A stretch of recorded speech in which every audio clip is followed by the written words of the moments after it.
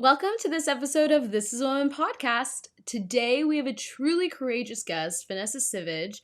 She is a nurse who has been on the front lines of exposing the dark underbelly of the medical system at Texas Children's Hospital in Houston, the nation's largest children's hospital. Vanessa blew the whistle on what can only be described as a grave injustice.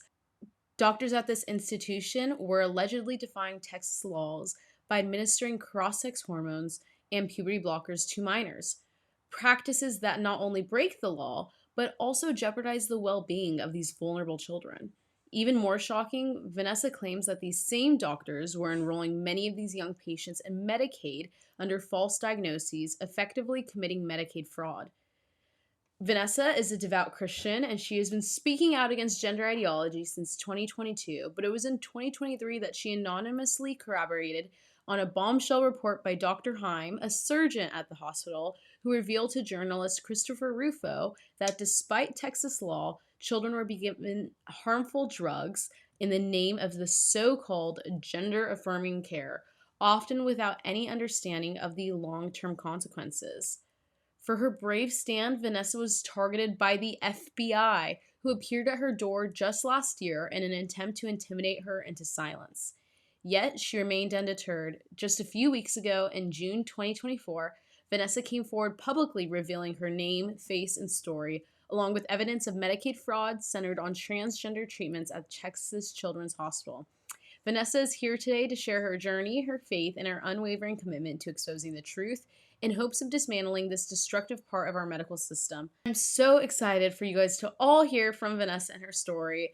Her and I both interned at the same organization, Family Research Council, but we missed each other by one semester. So I was in the summer, she was right after. And so I had the privilege of being with her in person just a couple weeks ago in DC. Her and I will both be speaking at the same event in Texas in a couple weeks from now. And so she is amazing, and I'm so excited for you guys to all hear her story. Women are currently being erased in culture, and I want to amplify their voices and share their stories.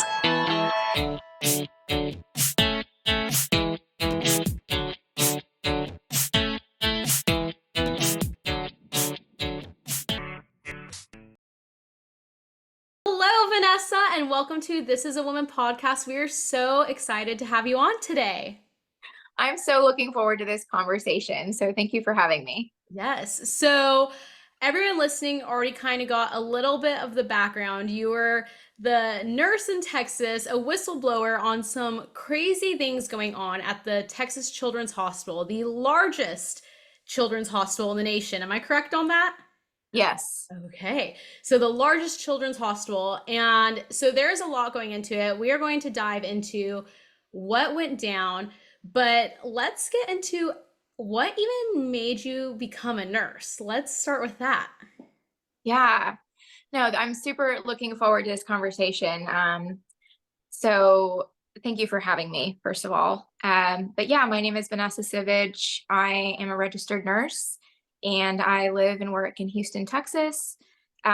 Just a little bit about my background. I am a true Latina, even though I may not look like it. My dad and my mom are both immigrants. And so my dad came to the United States from a small country in South America called Uruguay. And my mom's parents immigrated from Argentina. And so I'm very, very proud of my heritage. Only spoke Spanish for the first several years of my life. And so really love and appreciate everything that my parents sacrificed for me and for my siblings. And so I was actually homeschooled all the way through high school. Went to a really, really solid Christian, private school, kind of like a co-op, in which I learned how to defend my faith. And that was really the start of my journey. I remember in particular, we watched one of our assignments during my senior year of high school was watching the Star Wars movies and writing a paper on how they align or do not align with the biblical worldview. And so I had to really dissect those themes and those elements in that movie and in many others, to where that really gave me a solid foundation for where I am today. So I was homeschooled all the way up through high school, like I said, and then I went to nursing school in Houston at the University of Texas School of Nursing in Houston. Um, I was never the smartest girl in the classroom. I really struggled in nursing school. Um, and I remember having to really lean into the Lord, into my faith. It was the hardest thing I've ever done is go to nursing school, finish nursing school. So it was an actual, I think it's a miracle and just the grace of God in my life that I graduated and I was able to start my career doing something that I really loved. But that's a whole story for another day. But started my career in nursing in Houston. And ultimately, that led to accepting what I considered to be my dream job at Texas Children's Hospital in 2018. So this was 2018. I had been a nurse for a couple of years and accepted a new job at this world-renowned hospital. People come from all over the world for their children to be seen and treated by so many different specialists, so many different specialties, and it's just it's truly like an honor to work there. For if you talk to anyone, like it's very prestigious. Houston has the largest medical center in the world, and so to be able to work there and like the epicenter of medicine and just science and technology and all of that is just a really big deal. And so that's how I felt going into it. I just felt like I had landed this job and I was going to be here forever. And so in 2019, I got married to my husband, Blake. We met at church, and he's the love of my life. He's my best friend. So, so grateful to God for him, for the leader that he is, and just everything that we've been able to do these last several years, and just the many ways in which he has truly been my rock and just been so supportive of my goals and of me ultimately. And so that leads to 2020, which was a big year. And it's a big year because that's when COVID hit. That's when all the things with BLM happened and just the election, Trump versus Biden. This was a really, really big year for me personally because I was really awakened to I guess just I had always been conservative, but I think that year really solidified my viewpoints and my beliefs, because so much was being attacked. So many of our freedoms and what we knew was being attacked and dismantled. And so it was in November of 2020, the day of the election. We were invited by a good friend of ours to watch the election from the West Wing of the White House. And so this was a huge honor, first of all. And so we flew up to DC from Houston, and sat in one of the rooms of the West Wing with the Trump junior staffers. And I got a chance to meet so many of them and just to like get to know them, ask them questions, and just hear the accomplishments that they were most proud of. I got to hear what they had done with President Trump. I got to hear about all of these things that you hear about in the news, but then you talk to the people who are actually behind that, and you're just like, this is incredible, you know? And so of course that election did not go how I anticipated it would. But what it did do is it really awakened a desire in me to be a lot more vocal about my beliefs, a lot more vocal about my faith. And ultimately that led to 2021, where I accepted a new role in this pediatric multi-specialty clinic. So you go through like you said, you grew up already being taught how to identify biblical worldview, especially when you're watching those Star Wars movies and having to write these papers.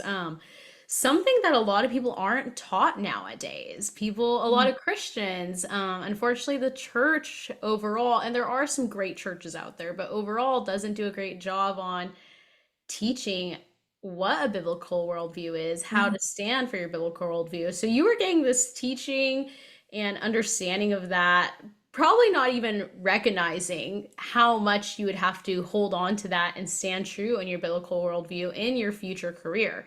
And so then you go through this whole process of, like you said, like 2020 exposed a lot. Yeah. People that, like you said, maybe weren't super conservative became really conservative. People that didn't pay attention to politics now were. I mean, so much was exposed and there was so much darkness going around. Yeah. And then you go through then being at the White House for election to watch the election. Like, how cool is that, first of all? I mean, I just think that's so fun. Like, that's something that very few people can ever say they did. Yeah. And then you accept this new position. Not, I'm assuming, not even expecting what God's plans were in that role. What were your thoughts when you accepted this new position? Were you super excited? Were you nervous? Did you Yeah. even think about all this, all the evil, I guess, that's going around right now in the medical world Yeah. around transgenderism? Yeah. Yeah. It was, so just a little bit more background. I started at the hospital in the cardiology department and in the cardiology clinic specifically. And to this day, the cardiology center at Texas Children's Hospital is the number one center in the United States. So it is highly prestigious, highly regarded as the absolute best place to bring children and babies born with congenital heart defects. So the bulk of my training was in cardiology, and then decided to kind of shift a little bit into more of a broad role. So this was a multi-specialty clinic. So in addition to cardiology, we had all the spectrums, all the specialties under one roof. And so I thought that this was a good career move because this would allow me to get a little bit more well-versed in other areas besides cardiology. So that was really that was the goal with my decision to move, not ever anticipating what God would do while I was in this particular role. But this was 2021, the very same year that I actually left Houston for a few months, went up to Washington, D.C. to intern at the Family Research Council.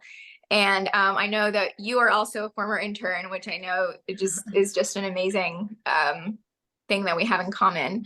But that really, that decision to kind of apply, go through that process to become an intern was really fueled by our visit to DC the year before for election night. And that was really the impetus to where I just felt the Lord awakening something in me. And I have to give FRC credit here because I was a nurse. I had zero political experience, zero training or anything. I was just a nurse, very, very interested in defending my faith in the public sphere and what that would look like for me. So they accepted me, and it was just such a privilege. That was a transformational experience in which my beliefs were strengthened, my faith was solidified. I got to meet so many amazing people in DC that love Jesus, that love the Lord, and they're doing amazing things on the federal level to advance a biblical worldview. And that was inspiring to me. I was like, there are good people here that desire for America to be, to recenter America in the way that she was founded by our founding fathers 200 years ago, So that was really inspirational to me. So that happened. That was 2021. And when I came back to Houston, I just want to touch on that really briefly because, like I said before, like I was ready to leave nursing and just completely switch careers, go into the political field, doing something that I would be a good fit with my skills. But that just didn't really happen at the time, and nothing fell into place. We really wanted to come to Houston and buy a house. And so it didn't happen. It didn't work out. And I had to kind of surrender that dream in a way when I came back to Houston after DC, because I just thought, you know what, I'm just going to be going back to this job and it's going to be the same thing every day. I'm not going to be making a difference. I'm not going to be doing anything exciting or,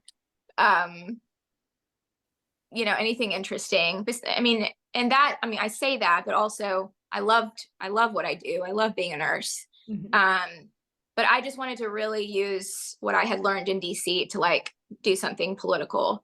And it just was clear at that point that that's not what God had for me to do. So I came back to Houston, started going back to work at the hospital. And that was in the spring. That was the year 2022. That was that year. And that's when I started to really, I started seeing a lot of things that were really concerning where I was working. And so what ended up happening was that in August of 2022, I decided to write an article for the Washington Stand at the Family Research Council. And the article is titled, What Happened to Do No Harm? A Nurse's Firsthand View of the Transgender Craze. And in that article, I was extremely vocal and direct about what I was seeing at the nation's largest children's hospital as it relates to cross-sex hormones, as it relates to transgender medicine, as it relates to doctors who are putting children down a path of medical transition, which will ultimately lead to a lifetime of regret and heartache. And I compiled this article. I thought long and hard about whether or not to use my name with that article, and versus doing it publishing it anonymously. But I decided in the end to use my name, and so that's still up. You can still read it, but that becomes an important part of the story for what happens next. Yeah, so I really want to emphasize when you said like you go back from DC to Houston, you're like, okay, God, like I guess what I wanted to do wasn't in your plans. And I think that's so important, especially for like the younger girls listening right now. And like they might get the more full circle as we dive more into your story. But sometimes when we're like, God, okay, like you said, you had to surrender it and be like, I don't get it, but I'm surrendering this.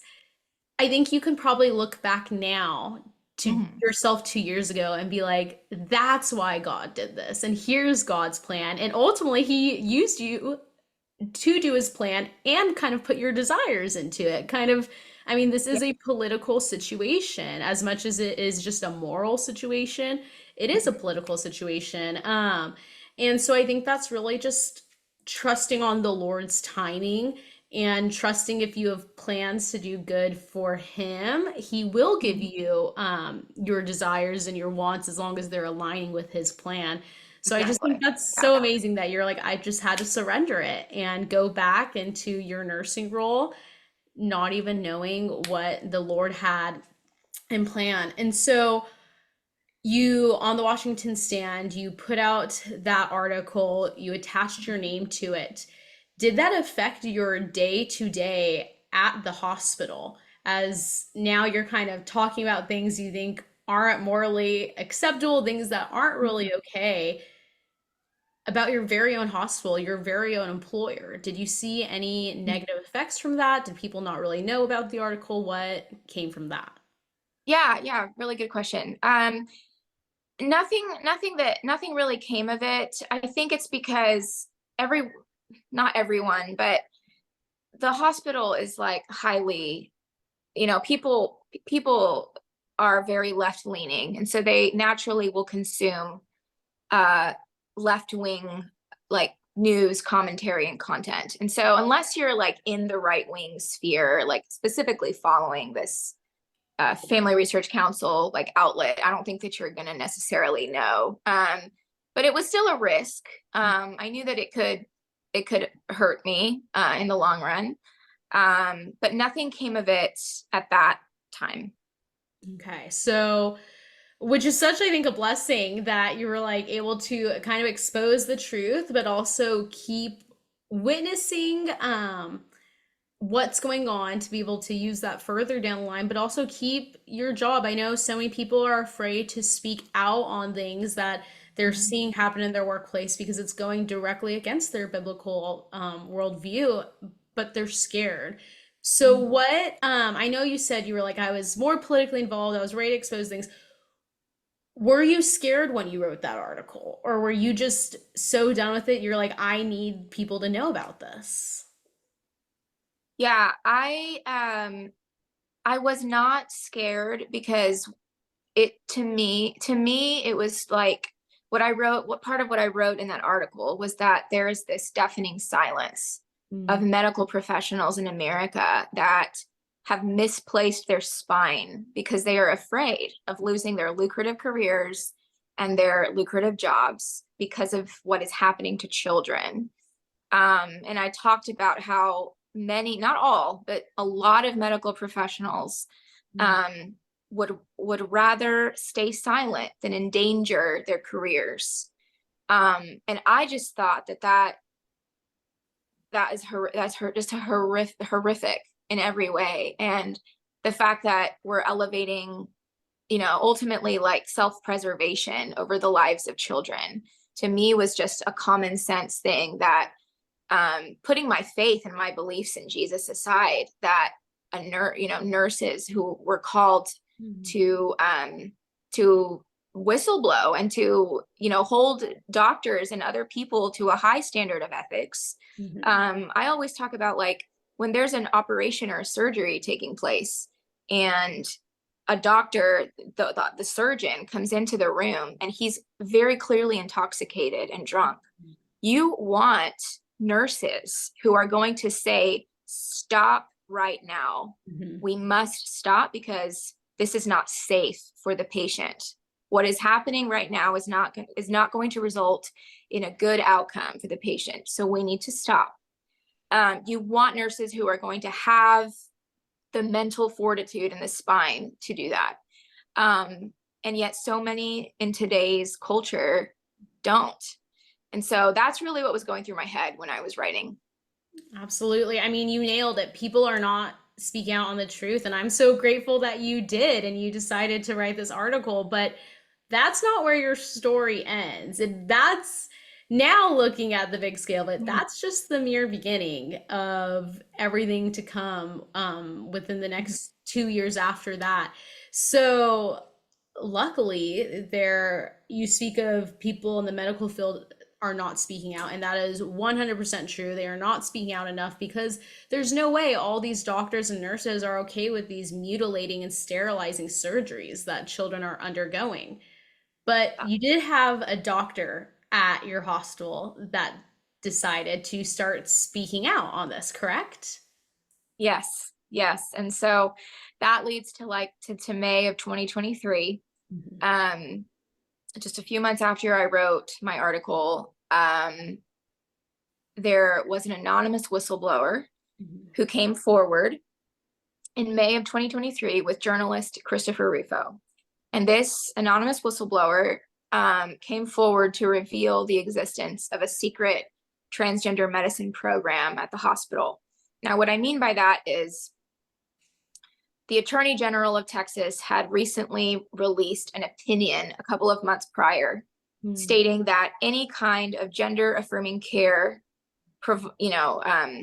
provided by any hospital or medical institution in the state of Texas could be investigated as child abuse.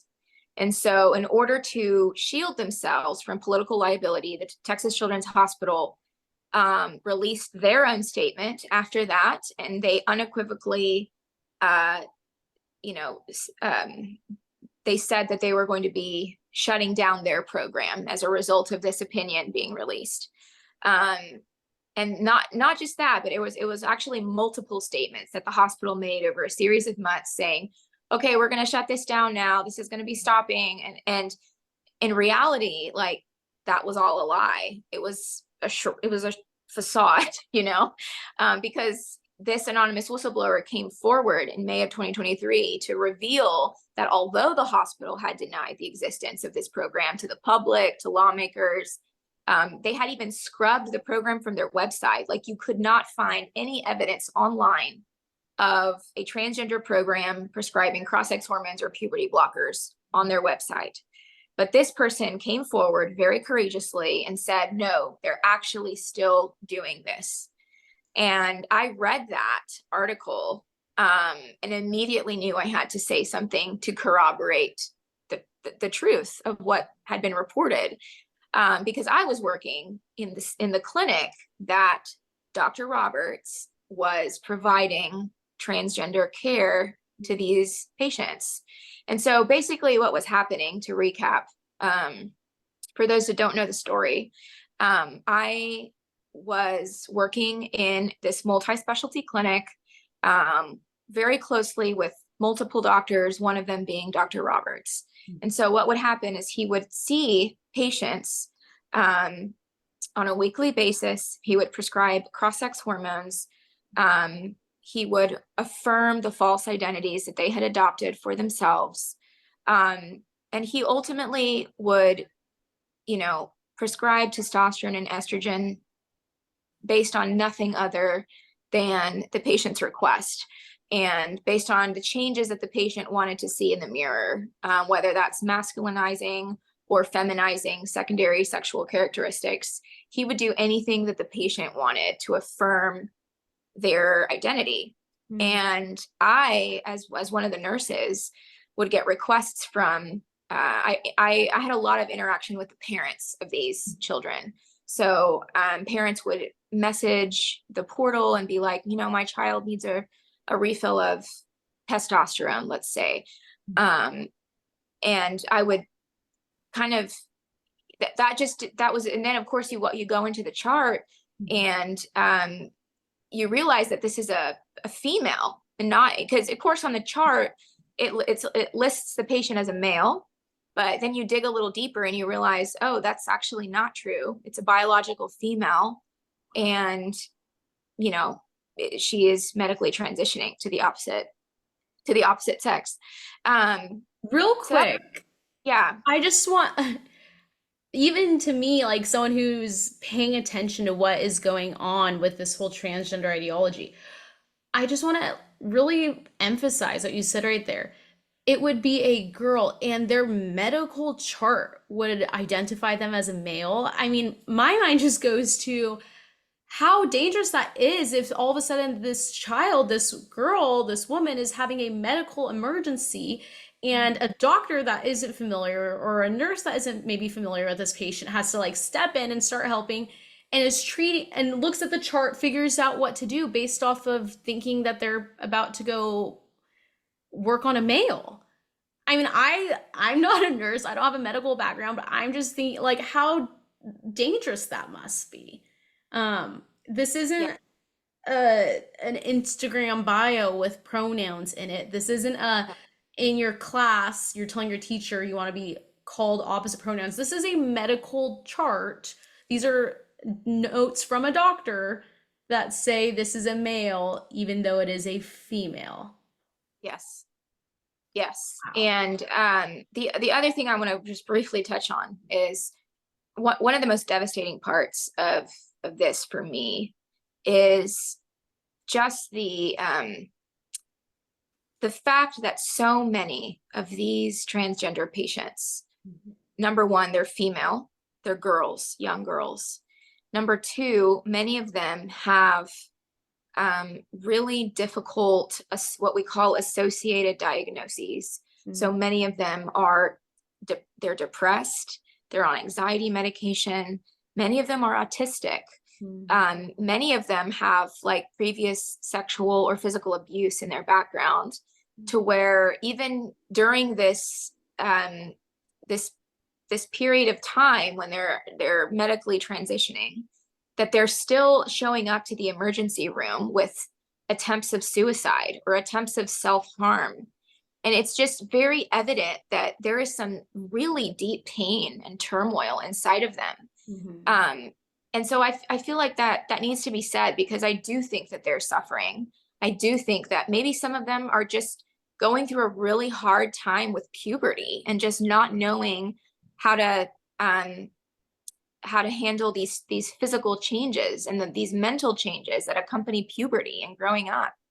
And so what I don't believe is the right thing to do is to affirm the lie that they've adopted, that they are not comfortable in their body, that they want to identify as the opposite sex. I don't think that affirming that lie in the form of irreversible hormones and treatments is going to correct that deep turmoil and that pain that they're walking through, whatever that is. I think that's the opposite of what we should be doing.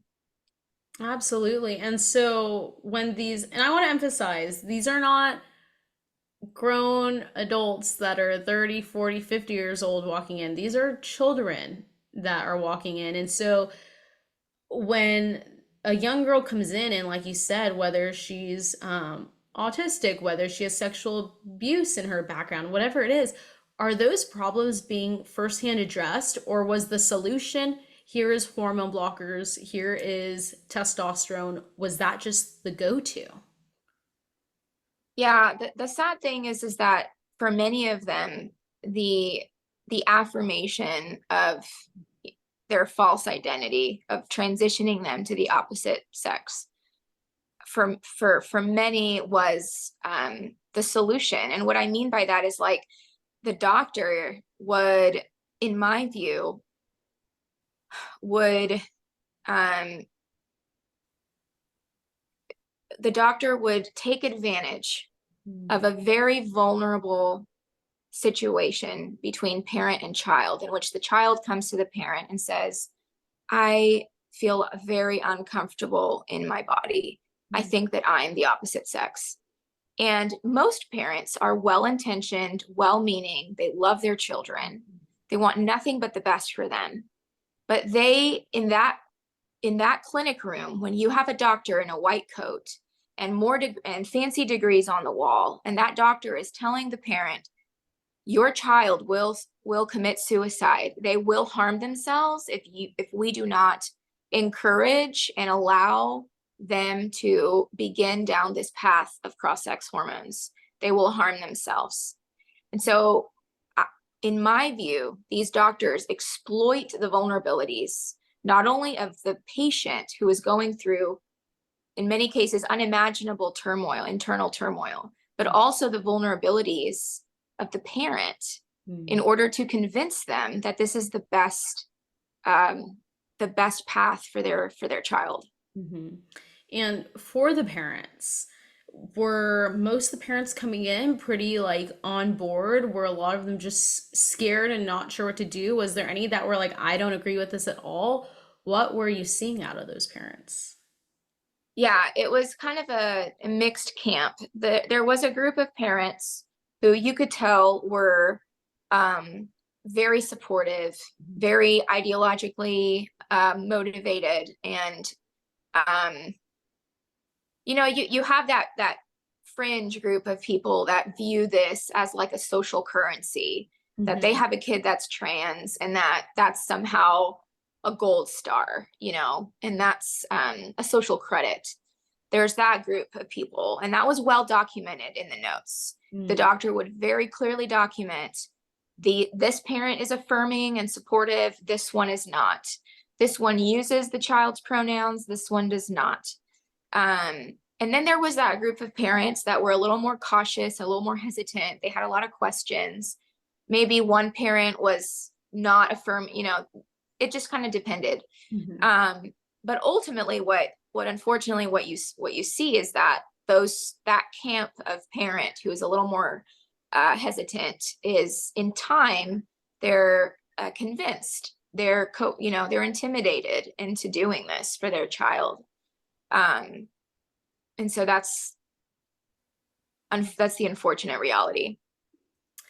So now you're at this point where you're seeing this firsthand being done. And again, you're in Texas, where it has become state law that this is supposed to be happening. The hospital denies that they're doing it. It's still happening. There's a doctor that's a whistleblower. You come out and agree with this doctor. Did you know who the doctor was at the time? Did you have any idea who the anonymous whistleblower was? I didn't. Had no idea who this person was. Never met him or her at the time, and just knew that I had to come forward to affirm what had been said, that this was going on, and that the public and the lawmakers were not aware of this. And so what ended up happening was, a couple of days later, after this anonymous whistleblower came forward, the Texas legislature passed SB 14, and that essentially ended, criminalized the gender affirming care in Texas. So that was a huge win. That was a huge deal, a huge win that Texas legislature and our governor ended up signing that bill into effect, which became law in September of 2023 is when it became a law. But going back a little bit, I came forward, like I said, anonymously, provided an anonymous testimony affirming what had been previously reported by this other whistleblower with journalist Christopher Rufo. So that was published a few days later. And I went back to work thinking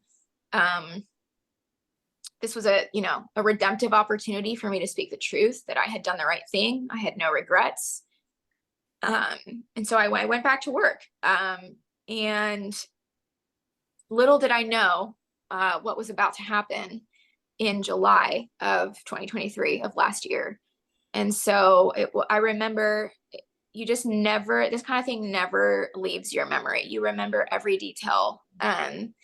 And it was July 24th of 2023. It was a Monday evening.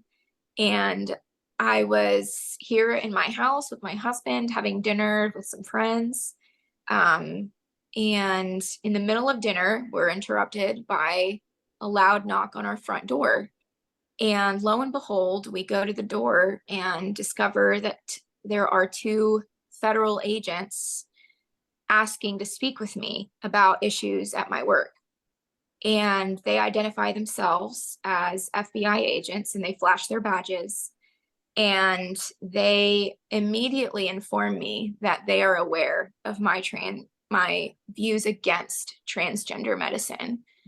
And they are there because they know of my beliefs.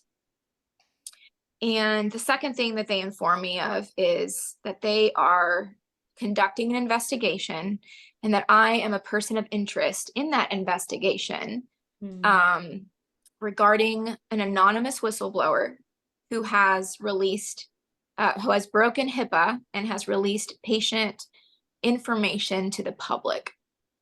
And in that moment, I knew exactly what they were referring to. They were referring to the whistleblower who had come before me.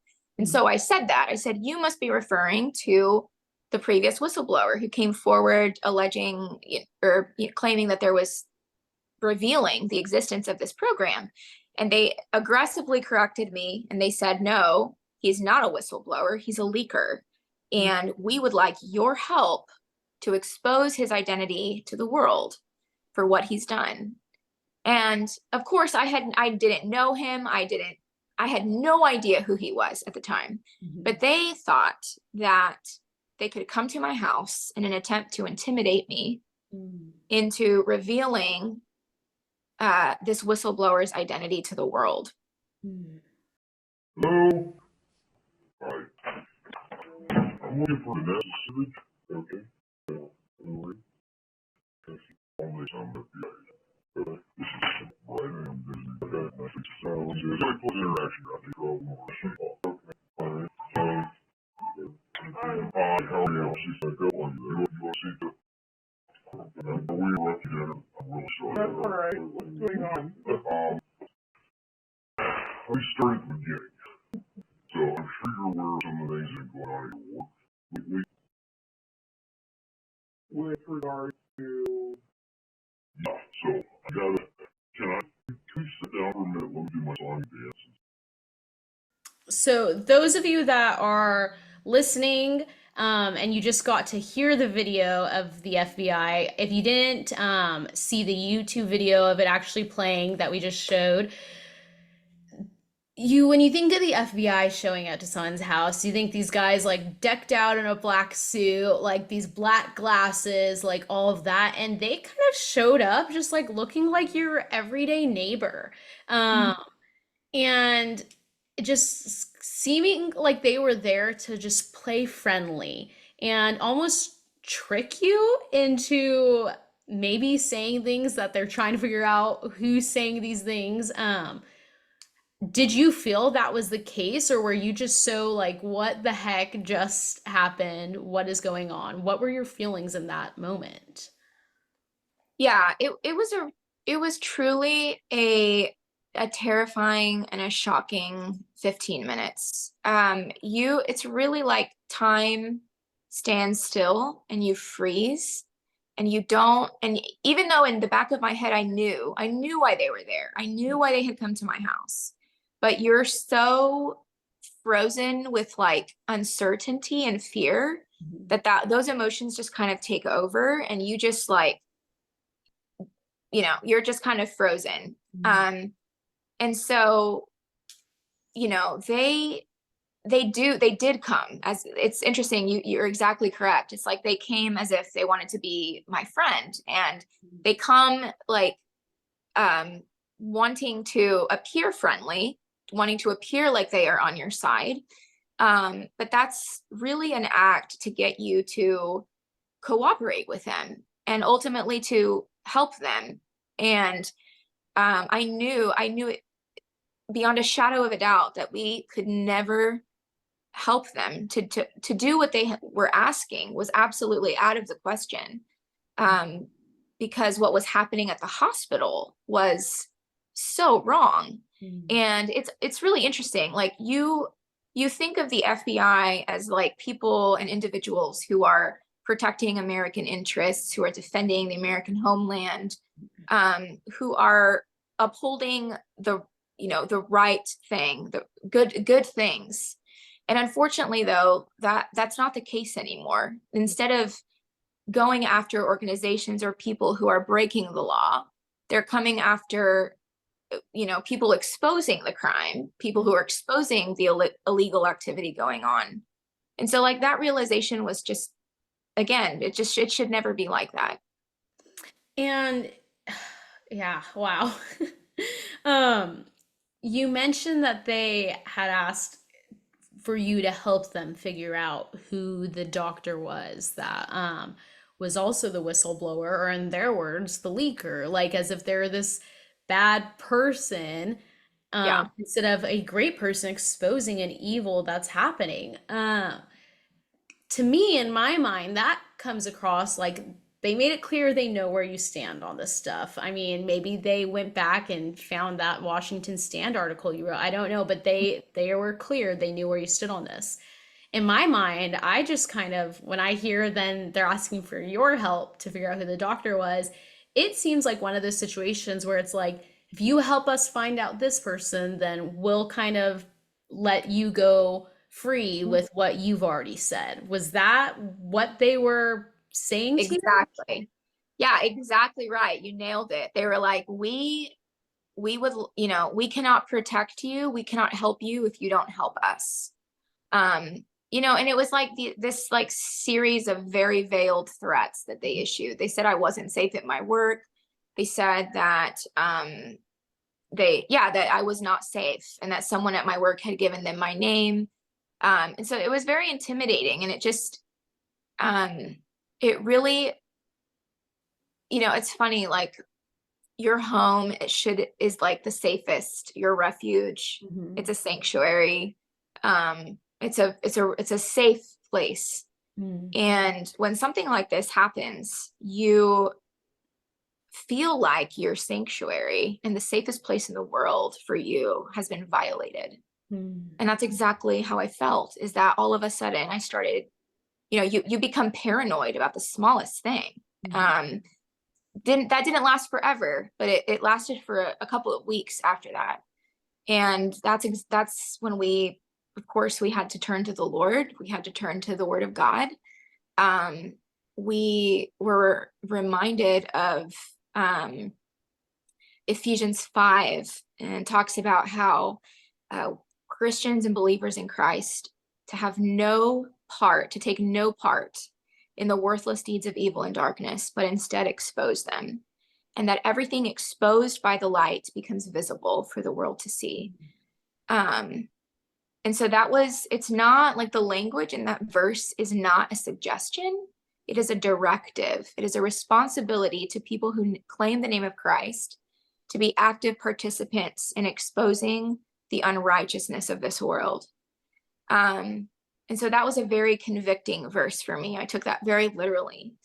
And that verse, in addition to Ephesians 2, which says that we are God's workmanship, that we are his masterpiece, created in Christ Jesus to do good works, which he prepared in advance that we would walk in them.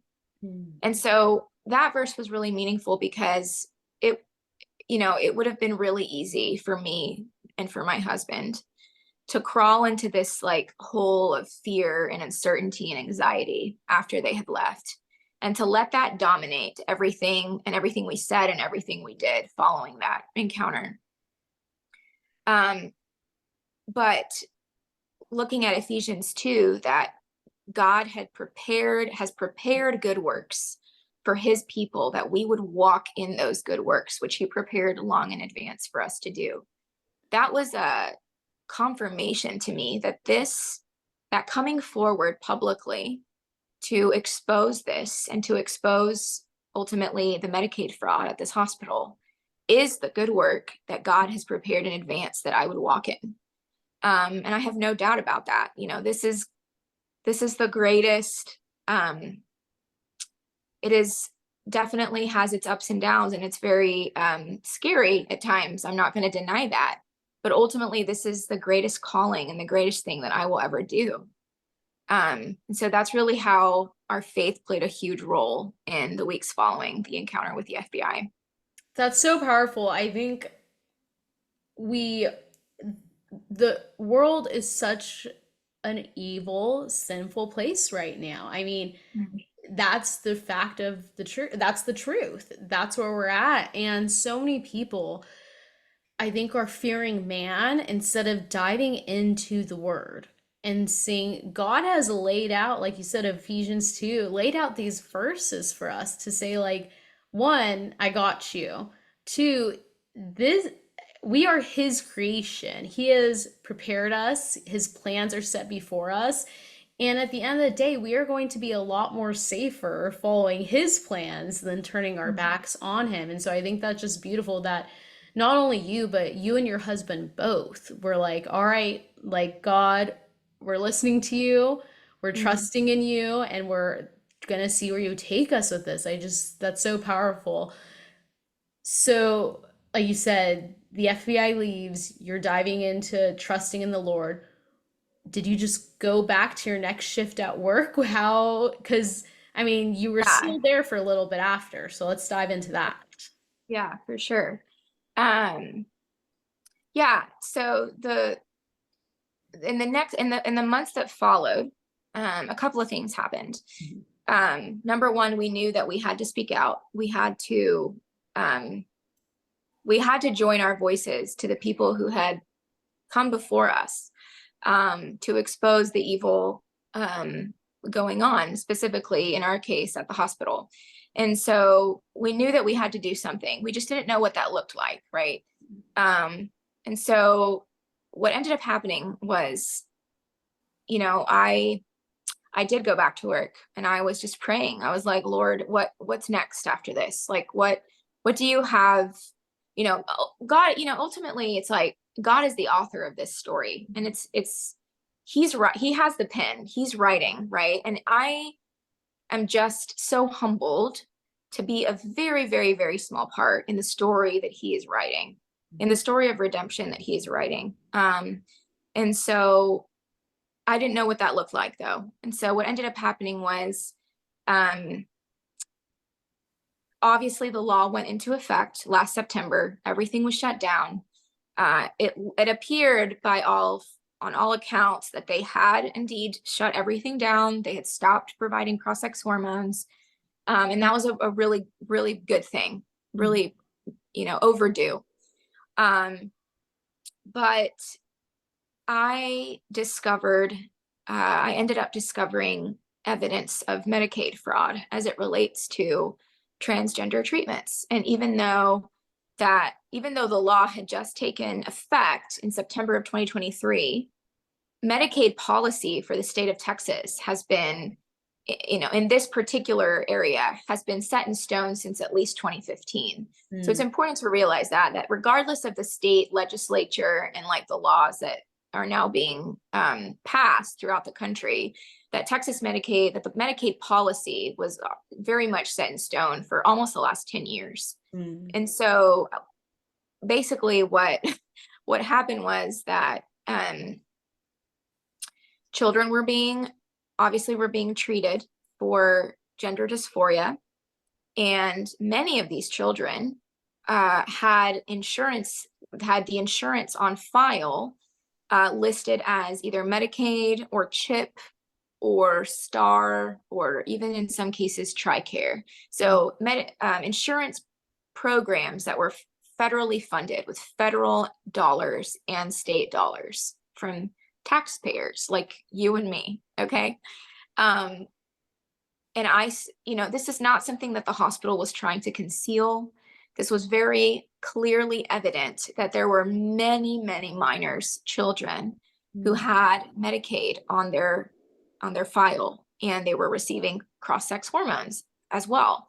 So that was a huge red flag for me. I said, this is, first of all, I don't think people realize that their tax dollars are funding something that they may or may not be in agreement with, and they definitely don't know. So I was like, I have to come forward with this. And the second thing is, I discovered evidence that providers at Texas Children's Hospital were intentionally misdiagnosing patients for the purpose of justifying cross-sex hormones. So for example, a healthy boy would be listed as having an official diagnosis of estrogen deficiency. And that would essentially justify the doctor then prescribing estrogen to affirm this false identity, right? It's a lie. It's ultimately, at its core, it's a lie. And so that was the second example of fraud. And that's illegal. That is so 50 shades of illegal. There's no doubt, right? And so I ended up coming forward with those allegations on June 18th of 2024. I worked with Christopher Rufo once again. He's an amazing journalist. And he essentially shared my story, and I went public with my face and my name at that time, and accused the nation's largest children's hospital of Medicaid fraud. Wow. First of all, these doctors that were, like you said, falsely diagnosing these young children, in order to give them these cross-sex hormones and try to help them change who they are, which we know you cannot do that. We were created male and female, and perfectly we were created in God's image. So there was no mistake there. Why do you think a doctor would be willing to put their medical license on the line to do something like this? Wow, that is such a great question. I think two possible reasons. I think number one, that some of these doctors who are transgender providers, they are driven, they pledge allegiance to the transgender flag. They are driven by that ideology. They are convinced that they are saving lives, that they are helping these children to become their true selves, and that these treatments are life-saving. And I have no doubt that they believe that they are doing good, that they're changing the world, right? Which is just so sad, like that they're so deluded and they're so deceived in that way, That's the first thing. The second thing is, I think that they were counting on that no one would expose what they were doing, that no one would have the bravery and the courage and the fortitude to risk everything, risk their career, risk their safety, in order to, expose what they were doing behind closed doors. It is really risky. It is really scary. I just want to say that, like, this is not an easy path. This is a really, it's rewarding. And it's obviously what we're called to do, but it's also not without its risks and without its really, difficult, without its challenges. Right. And so I think they were really counting on people, staying silent. Mm. And as you're getting ready to expose this, and again, like you said, this was in June of 2024. This was a month and a half ago. It's not like Yeah. this was 7 months ago, 2 years ago. Like, this is recent. Mhm. Did you ever have conversations with any of the other nurses of like, isn't this kind of weird that this is going on? I'm not okay with this. Did you kind of just say like, I need to just keep to myself and go expose this? Or were all the nurses kind of on board with what the doctors were doing? Yeah. I had a few coworkers who were very like-minded. Mhm. Um, they, I knew for a fact that they knew that this was wrong, not that the fraud was wrong, because that didn't come out until just now. So I'm talking more about the, providing transgender treatments and cross-sex hormones to kids. They definitely knew that was not right at the end of the day. But there's just a lot of, it's truly very hostile, working in a hostile environment, Mhm. knowing that there's a mass, this hospital is huge. Like, it's so gargantuan medical system, and all of its power and all of its influence, could really be like pointed towards you if you say something or do something that's out of line. And so that induces a lot of fear and uncertainty. And so I get it. Like, I understand. Um, but ultimately, I think that we need to, like, just like you said, like, are you fearing God or are you fearing man? Mhm. We need to fear God more than we fear man. Absolutely. And I want to thank you for being so raw and real about that. I mean, I think we see people on social media where it's like they expose this, they stood up against that, they're staying against this evil. And it's so amazing that they're doing that. And it's so amazing what you've done. But people see that and they're like, I could never do that. I'm not strong enough for that. And I'm so glad that you're sitting here like, no, it is scary and it is hard and it's not an easy thing. And I think that's where we have to fully surrender to God and just say, Mhm. all right, God, like, I'm doing this for you. I'm doing this because I'm trusting in you. I'm doing this because this is what's right. But I think so many people just feel like, oh, but she was able to do it because of this reasoning, or because she's just Yeah, really bold. And I'm not saying that you aren't bold, but I'm saying that people need to recognize that anyone that's ever come out to expose evil yeah, somewhere is just also a normal human being that's now put their trust in Christ. And so if yeah, you're listening right now and there's something you need to expose and you have been scared to, I hope that Vanessa's courage and boldness is inspiring you to go out, because I mean, I love that you're just like that. It wasn't easy and it's yeah, scary. Um, so June, you are a whistleblower on this Medicaid fraud. What has life looked like since? What is going on? yeah.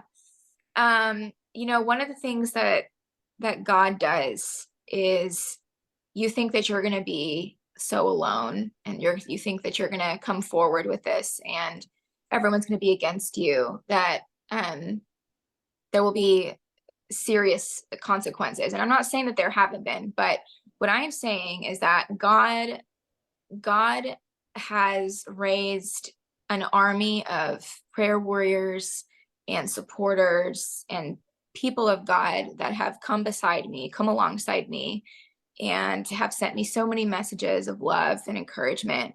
It's the body of Christ that rallies, and unites and comes together, not just behind me, but again, with so many other people who've come before me to do similar things. I think that's the beauty of being a part of a community, being a part of a church, is that you have so much support and so much love, and that ultimately that gives you the strength and, the courage to just keep going, and to know that you're at the center of God's will, that you're doing the right thing. And so, yeah, so what ended up happening is, again, this is a testimony to the power of God, right? This is about the story that he is writing. The House of Representatives, the House Oversight Committee, just about 2 or 3 weeks ago, they sent 2 letters on behalf of the House Oversight Committee, on behalf of, signed by Congressman Pete Sessions and Lisa McClain. And they formally opened an investigation regarding the misuse of funds at Texas Children's Hospital. So those were posted on X. It was a huge, huge win. I'm very, very, very excited to see where that goes.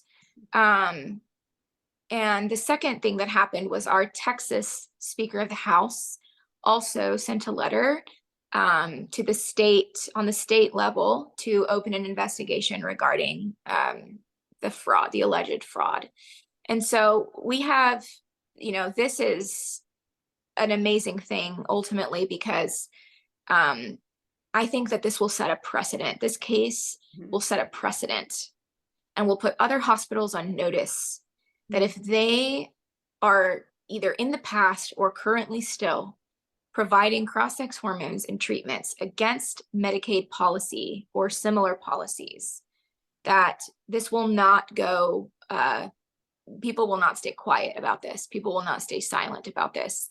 And my prayer is that other whistleblowers in other states who will come forward and will reveal any illegal activity going on in their hospital, because it's really interesting that there's actually many states that don't have a set Medicaid policy in place as it relates to transgender treatments and cross-sex hormones. They don't have a guidance in place yet. Some of them do, and many of them just, some states prohibit that. Some states say, yes, it's covered. Some states say it's not covered, but some don't have any kind of policy in place. So the opportunity there for like lawmakers and people in those positions is to, pass policies and pass legislations that affirm biological truth and that do not allow federal and state funds to be used for these treatments. And again, I want to emphasize, if you didn't come forward about what was happening, these investigations now don't happen. Someone has to come forward to expose what's going on for investigations to happen. So again, if you're in another state, if you're at another hospital, or whatever role you're in, if you have something to expose the evil on, be bold and do it. Because I mean, like you said, Vanessa, like God has provided. You have received that. And that doesn't mean there's not the hard things that come, but you have received that love and support from those just gathering around you. Something I want to just touch on for the girls that are listening. You've mentioned a couple times now about your husband and how he's just like was there alongside you and had your back. And can we just touch on the importance for the girls that are listening, like choose a partner that values align with yours, that is going to support you, because if his values didn't align with yours, this looks like a whole different situation, right? Yeah, absolutely. Fantastic point. I cannot imagine what this would be like going through something like this with a husband that does not embrace a biblical worldview. Blake has been my absolute, in the days following going public in June, I had a lot of fears and insecurities. I didn't know, I had never spoken in public in my life. Like I don't, this is not what I do, right? This is so out of my comfort zone. And so I had a lot of moments where I just broke down and I was like, I don't think that I can do that. I don't think that I can be the face of this. I don't think I have what it takes. And it's in those moments where he just came alongside me, he picked me up and he was like, no, like God has chosen you for this. This is is your time, like for such a time as this, like Esther, you know? And he just was such a, I can't imagine going through this without a husband like him. He's been amazing. Amazing. So yes, ladies, when you are choosing your partner, you need to think of all the things, and especially if your worldview aligns. I mean, I think that's one of the most important things to think about in that Yeah, situation. But absolutely. Vanessa, I love to always just open it up at the end to any last piece of advice or anything that we didn't get to touch on that you feel is important to touch on. So I would love to just open the floor for whatever you want to share. Yeah. The last thing I'll say is I love hearing from people. I do have a Give, Send, Go that I've set up because in the last couple of weeks since going public, the hospital announced that they are investigating me. And so I've had to retain legal counsel in order to defend me from whatever may come. And so my Give, Send, Go is nurse_whistleblower. And there's a description of kind of my story on there and just kind of the updates. And I would love, just to hear from you. My personal email is on there so you can reach out. And I'm just so grateful for the support. Amazing. So for all of you that are listening that are like, how do I get onto the Give Send Go? I will put how to and the link and all that in the caption of the podcast. So go check there to find that and definitely donate and support and send Vanessa emails of encouragement. Because Vanessa, you did something that most people would never be brave enough to do. So I just want to thank you for standing for truth and standing to protect children. I mean, that's one of the main things in this. You are now working to protect children against what the medical system was doing to them. So thank you so much, Vanessa, for all you have done, all you will continue to do. And I will be keeping you in my prayers. And I can't wait to see how God continues to use you in this story. Thank you so much for having me.